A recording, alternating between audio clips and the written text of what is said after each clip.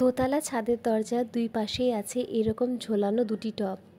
একটার মধ্যে লাগিয়েছি হালকা গোলাপি রঙের পর্তুলিকা, আর এই হলুদ টবের মধ্যে লাগিয়েছি হলুদ রঙের পর্তুলিকা। বেশ কয়েক মাস আগে হলুদ পর্তুলিকায় ফুল দিয়েছিল, কিন্তু এখন ইদানিং একটাও ফুল দেখতে পাচ্ছি না। আমি ছাদে এই সাদা পর্তুলিকার গাছটাও লাগিয়েছিলাম।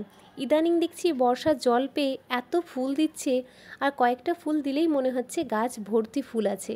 আসলে এই ফুলের সাইজগুলো অনেক বড় বড়, তো তাই কয়েকটা ফুল দিলেই মনে হচ্ছে অনেক বেশি ফুল। আজকে তাই ভাবছি এই হলুদ পর্তুলিকা টবের মধ্যেই এই সাদা পর্তুলিকার কিছু ডাল পুঁতে দেব, যাতে করে 2-3 মাস পর যখন ফুল ফুটবে তখন একসাথে হলুদ সাদা খুব সুন্দর লাগবে। আমি প্রথমে ভেবেছিলাম এই ঝোলানো টবগুলির মধ্যে কিছু লতানো গাছ লাগাবো, দেখতে তাহলে খুব সুন্দর লাগবে, কিন্তু মানি প্ল্যান্ট আর পোথোস ছাড়া তেমন কোনো গাছ দেখতেই পাইনি। তাই আপাতত আমি এই পর্তুলিকাগুলিই লাগিয়েছি। শীতকালে এই ফুল তো একদম ফোটে না, তখন দেখা যাবে কি লাগানো যেতে পারে। আপাতত আমি এই গাছের ডালগুলি লাগিয়ে দিলাম এবং ওপর থেকে একটু জল ছিটিয়ে দিলাম।